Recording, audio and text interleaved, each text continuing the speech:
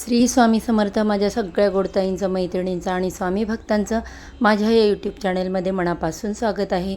आजचा दिवस तुम्हाला सुखाचा, समाधानाचा, आनंदाचा, भरभराटीचा आणि स्वामीमय जावो हीच महाराजांच्या चरणी प्रार्थना करते आणि आपल्या याच्या नवीन व्हिडिओला सुरुवात करते. बघा, यावर्षी शरद पौर्णिमेचे व्रत जे आहे ते 16 ऑक्टोबर रोजी पाळण्यात येणार आहे. या दिवशी रात्री चंद्रप्रकाशातले खीर तयार केली जाते. शरद पौर्णिमेला अश्विन महिन्यातील पौर्णिमा म्हणतात. वर्षातील 12 पौर्णिमेमधील या पौर्णिमेचे महत्त्व विशेष आहे. असे मानले जाते की या दिवशी देवी लक्ष्मी प्रकट झाली होती, म्हणून हा दिवस देवी लक्ष्मीचा जन्मदिवस म्हणून साजरा केला जातो. या दिवशी देवी लक्ष्मी खूप आनंदी असते. रात्री ती चंद्रप्रकाशात पृथ्वीवरती सर्वांना भेटायला येते.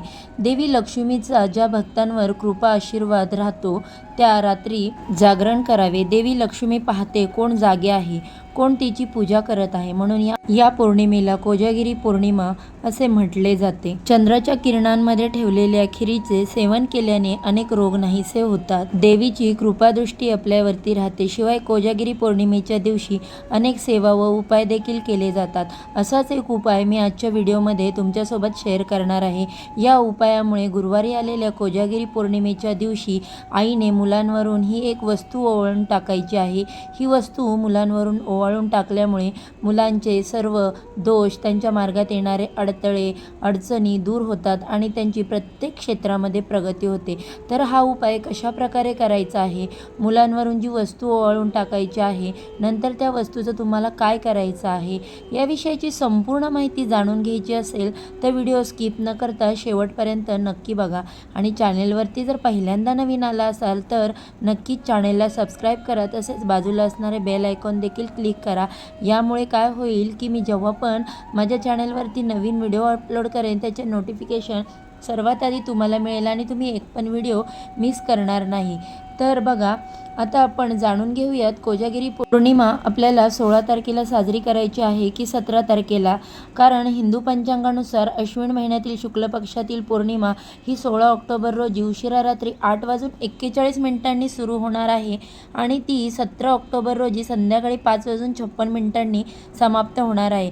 आपल्याकडे उदय तिथीनुसार जो दिवस साजरा केला जातो त्यामुळे उदय तिथीनुसार कोजागिरी पौर्णिमा ही गुरुवारी असणार आहे. आपण कोजागिरी पौर्णिमेची जी पूजाविधी करतो तो 16 ऑक्टोबर रोजी रात्री 12 वाजता करायचा आहे आणि त्याच दिवशी आपल्याला खीरचा नैवेद्य देखील दाखवायचा आहे. पण काही उपाय जे आपण करणार आहोत तेच गुरुवारी देखील करू शकतो, कारण उदय तिथीनुसार कोजागिरी पौर्णिमा गुरुवारी असणार आहे. त्यामुळे मुलांसाठी जो उपाय आपल्याला करायचा आहे तो गुरुवारी करायचा आहे. संध्याकाळी दिवे लागणीपासून ते तुम्ही रात्री 11 वाजेपर्यंत कधीही हा उपाय करू शकता. तसं तर दर महिन्याला पौर्णिमा येते, पण कोजागिरी पौर्णिमा ही सर्वश्रेष्ठ पौर्णिमा मानली जाते.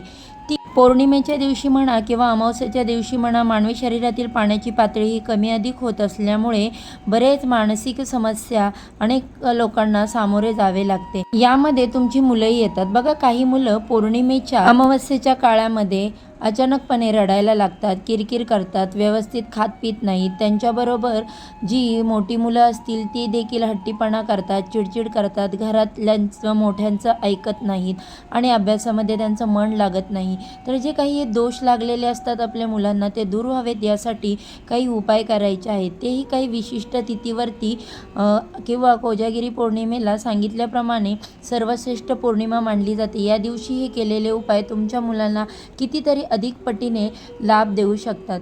तर नक्की तुम्ही हा उपाय करायचा आहे, कारण आपली मुलं ही नकळतपणे अशा काही ठिकाणी जातात जिथे भरपूर प्रमाणात नकारात्मकता असते. जसं की हॉस्पिटल असेल किंवा स्मशानभूमी असेल, आसपासची काही अशी जागा असेल, ठिकाण असेल, तिथे नकारात्मकता बऱ्याच मोठ्या प्रमाणावरती असते आणि त्या ठिकाणी असलेली नकारात्मकता त्यांच्यासोबत घरी येते. त्यामुळे मग त्यांच्या वागण्यामध्ये बदल होतो. जसं की काही मुलं अभ्यासामध्ये खूप हुशार असतात, पण अचानकपणे त्यांचा अभ्यास करणं बंद करतात, त्यांचं कशातच मन लागत नाही, घरामध्ये चिडचिड करतात, हट्टीपणा करतात, त्यांच्याबरोबर ते सतत आजारी पडतात. तसंच वारंवार आजारी पडू लागले की त्याचा परिणाम त्यांच्या आयुष्यावरती होतो, त्यांच्या अभ्यासावरती होतो, त्यांची प्रगती कुठेतरी थांबते. म्हणून हा जो उपाय आहे तो प्रत्येक आईने आपल्या मुलांसाठी आवर्जून करायचा आहे. एक मुलगा असेल, 2 मुलं असतील किंवा मुली असतील, प्रत्येकासाठी हा उपाय तुम्हाला करता येईल. फक्त मुलींची जर मासिक धर्म असेल तर हा उपाय तुम्हाला करता येणार नाही. तर बघा, आता जर तुमची मुलं बाहेरगावी शिकायसाठी असतील तरी देखील तुम्ही हा उपाय कशाप्रकारे करायचा आहे हे देखील मी तुम्हाला या व्हिडिओमध्ये सांगणार आहे. तर पहा, संध्याकाळी दिवे लागणीच्या वेळेस आपल्याला हा उपाय करायचा आहे. ज्यांना शक्य आहे त्यांनी संध्याकाळी 6:30 ते 7 दरम्यान करावा आणि ज्यांना हे शक्य नाही त्यांनी 6:30 वाजल्यापासून ते रात्री 11 वाजेपर्यंत हा उपाय केला तरी चालेल. हा उपाय करताना आपल्याला काय करायचं आहे, संध्याकाळी दिवे लागणीच्या आधी घराची स्वच्छता करून हातपाय स्वच्छ धुवायचे आहेत. तसेच दिवे लागणीनंतर आपल्या घराची झाडझूड कधीही करायची नाही. तरी आपले हातपाय स्वच्छ धुवायचे, आपल्या मुलांचे हातपाय स्वच्छ धुवायचे. त्यानंतर तुम्ही देवघरासमोर बसून दिवा प्रज्वलित करायचा, कारण कोणतीही सेवा जी आहे ती अग्नीच्या साक्षीने केली जाते. तसं देवाला धूप अगरबत्ती ओवाळून घ्यायचे. त्यानंतर कोजागिरी पौर्णिमा असल्याने तुम्ही तुळशीसमोर देखील एक शुद्ध गाईच्या तुपाचा दिवा लावायचा आहे. तेथे देखील तुम्हाला धूप अगरबत्ती ओवाळून घ्यायची आहे. त्यानंतर हा उपाय तुम्हाला करायचा आहे. उपायासाठी तुम्हाला मुलाला देवघरासमोर बसवायचं आहे. देवघरासमोर पुरेशी जागा नसेल तर तुम्ही तुमच्या मुलाला हॉलमध्ये देखील बसवू शकता. तेथे एक चौरंग किंवा पाट घ्यायचा आहे. कधीही कोणतीही सेवा करताना जमिनीवर मुलाला बसवायचं नाही. कधीही कोणतीही सेवा करताना आसन देणे गरजेचे आहे, कारण आपण जी पण सेवा करतो ती धरणी मातेला जाऊन मिळते. त्यामुळे मुलाला आपल्याला आसनावर बसवायचं आहे. हा उपाय करण्यासाठी मुलाला आपल्या आसनावर बसवायचं आहे. आता या उपायासाठी आपल्याला एक पोळी घ्यायची आहे. मग ती पोळी शिळी असेल किंवा ताजी असेल, कशीही चालेल. तुम्ही ताजी पोळी वापरली तरीही चालेल.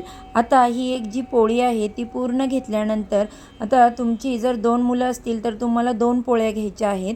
आता या पोळीवरती आपल्याला जो उपाय करायचा आहे त्यासाठी तुम्हाला तव्याच्या खाली जे काळसर भाग झालेला असतो, म्हणजे चुलीवर आपण जेवण करतो तेव्हा ते काळसर भाग झालेला असतो, तो तुम्हाला घ्यायचा आहे. तवा फारसा काळा झालेला नसेल तर तुम्ही काजळ वापरू शकता, किंवा जर तुमच्या घरामध्ये बुक्का असेल किंवा काळा रंग असेल तर तरी देखील तो तुम्ही वापरू शकता. कोणताही रंग किंवा बुक्का वापरला तरी चालेल. आता तुम्हाला काय करायचं आहे, आपल्या उजव्या हाताची 5ही बोटं जी आहे ती आपल्याला तव्यावरती लावायची, जेणेकरून ही 5ही बोटं काळी होतील आणि ही जी 5 बोटं आहेत ती सर्वात आधी आपल्याला या पोळीवरती उमटवायची आहेत. अजून 2 बोटं त्याच हाताची त्या पोळीवरती उठवायची आहेत, म्हणजे एकूण 7 बोटं त्या पोळीवर आपल्याला उमटवून घ्यायची आहेत. त्यानंतर ही पोळी तुम्हाला तुमच्या मुलांवरून 7 वेळा उतरवून घ्यायची आहे. डोक्यापासून ते पायापर्यंत असे गोलाकार घड्याळाच्या काट्याच्या दिशेने तुम्हाला ही 7 वेळा उतरवून घ्यायची आहे. हा उपाय करत असताना कोणाशीही बोलायचं नाही.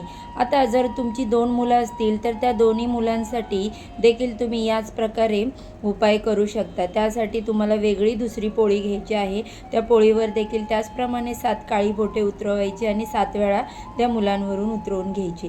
तर पहा, तुमच्या आजूबाजूला एखादा काळ्या रंगाचा कुत्रा असेल तर त्या कुत्र्याला ती तुम्ही पोळी खाऊ घालायची आहे.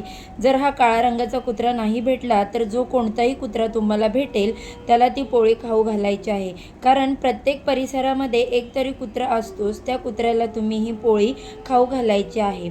जर कुत्रा नाहीच मिळालं तर तुम्ही एखाद्या झाडाखाली ही पोळी टाकून देऊ शकता, पण ती कोणाच्या पायाखाली येणार नाही, कोणी त्या पोळीला ओलांडणार नाही याची तुम्ही खात्री करून घ्या. झाडाखाली पोळी टाकल्यामुळे तिथे जे कीटक मुंग्या असतील ते पोळी खातील. बघा, आता तुमची मुलं जर बाहेरगावी शिकायला असेल तर त्यांच्यावरती हा उपाय तुम्हाला कशा प्रकारे करायचा आहे.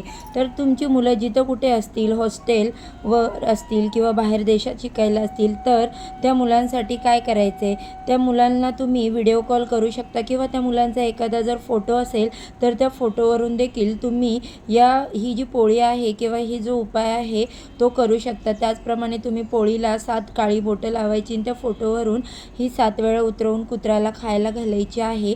या उपायामुळे तुमच्या मुलांचे सर्व दोष मग त्यांचे नजरदोष असतील किंवा त्यांना लागलेले पितृदोष असतील, त्यांच्या मार्गात येणारे अडथळे असतील ते दूर होतील, त्यांची प्रत्येक क्षेत्रामध्ये प्रगती व्हायला लागेल. तर नक्की हा उपाय तुम्ही करून बघा. तर चला, याचबरोबर आजचा जो व्हिडिओ आहे तो मी इथेच एंड करत आहे. व्हिडिओ जर आवडला तर नक्की शेअर करा आणि माझ्या चॅनलला सबस्क्राईब करा. असेच नवनवीन व्हिडिओ पाहण्यासाठी पुन्हा भेटूया उद्या अशाच एका छानशा नवीन माहितीबरोबर. सर्वांना श्री स्वामी समर्थ.